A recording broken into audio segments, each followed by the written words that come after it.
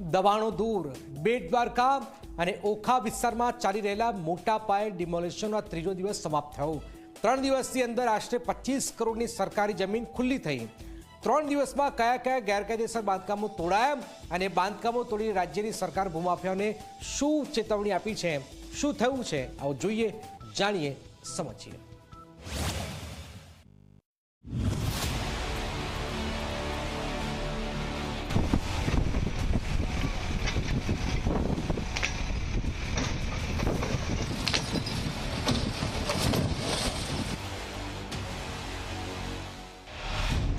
દિવસે 6.76 કરોડની જમીન ખુલ્લી કરાઈ।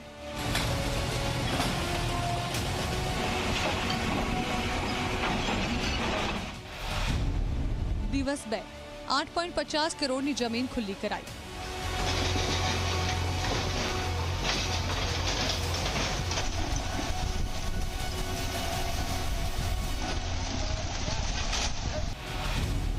કુલ 35 કરોડની જમીન ખુલ્લી કરાઈ।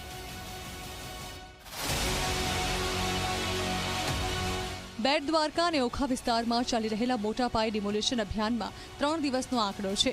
આ કાર્યવાહી દરમિયાન અત્યાર સુધીમાં હજારો ચોરસ મીટર સરકારી જમીન દબાણમુક્ત કરાઈ છે, જેની અંદાજિત કિંમત 25 કરોડથી વધુ થાય છે। આ અભિયાન અંતર્ગત ઓખા વિસ્તારમાં સરકારી જમીન પર ગેરકાયદે રીતે બાંધવામાં આવેલા 2 ધાર્મિક સ્થળોને પણ તોડી પાડવામાં આવ્યા છે।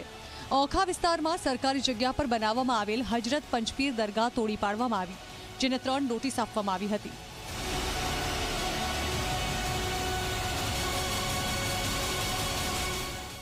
ત્રીજા દિવસે છે કે દાદાનું બુલડોઝર છે તે બેટ દ્વારકાની અંદર છે તે ફરી વળ્યું છે। હાલ જોઈ શકાય છે કે દાદાનું બુલડોઝર છે તે સમગ્ર વિસ્તારની અંદર છે તે ફરી વળ્યું છે। ખાસ કરીને વાત કરીએ તો બાલાપર વિસ્તાર છે કે જ્યાં સતત છેલ્લા 2 દિવસથી છે તે દાદાનું બુલડોઝર છે તે ફરી વળ્યું છે। ખાસ અનેક જે સ્થાનો છે કે જ્યાં છે તે દાદાનું બુલડોઝર છે તે ફરી વળ્યું છે। પોલીસનો ચુસ્ત બંદોબસ્ત છે તે ગોઠવી દેવામાં આવ્યો છે। ખાસ જ્યારે ઓખાની વાત કરીએ તો ઓખામાં પણ છે તે દાદાનું બુલડોઝર છે તે ફરી વળ્યું છે। હાલ જોઈ શકાય છે કે જે સરકારી જમીન હતી કે જેના છે તેમાં દબાણ કરવામાં આવ્યું હતું તેને પણ છે તે સરકારી તંત્ર દ્વારા છે તે દૂર કરવામાં આવી રહ્યું છે। આ કાર્યવાહી દરમિયાન કાયદો અને વ્યવસ્થાની સ્થિતિ જાળવી રાખવા માટે ચુસ્ત પોલીસ બંદોબસ્ત ગોઠવવામાં આવ્યો હતો। આ અભિયાન હેઠળ કોઈપણ પ્રકારના ભેદભાવ વિના તમામ ગેરકાયદે દબાણો દૂર કરવામાં આવી રહ્યા છે।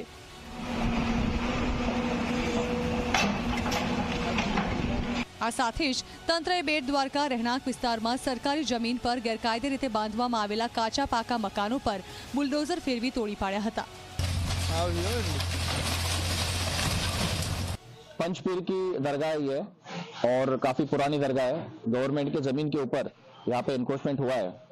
हमने इनको पहली नोटिस जो है जुलाई 2023 में दी थी, उसके बाद रिमाइंडर नोटिस जो है जुलाई 2024 में दी और फाइनल डिमोलिशन की नोटिस जो है ये 2 दिन पहले यानी 11 जो जनवरी है तब दी गई थी।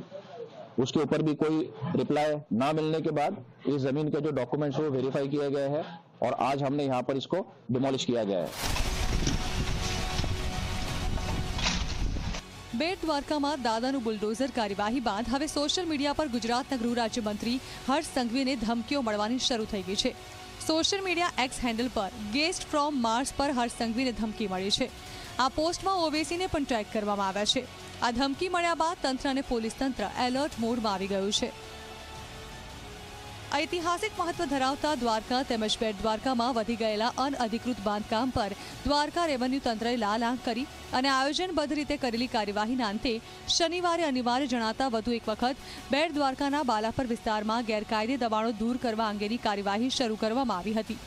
દ્વારકાના પ્રાંત અધિકારી આઈએએસ અમોલ આવટે તથા જિલ્લા પોલીસ વડા નિતેશ પાંડેની ટીમ દ્વારા કોઈપણ અનિચ્છનીય બનાવ ના બને તે અંગેની પૂરી તકેદારી સાથે શનિવારે જુદા જુદા રહેણાંક વિસ્તારના ગેરકાયદેસર બાંધકામને હટાવવાની કામગીરી શરૂ કરાઈ હતી। Bureau report Zee media.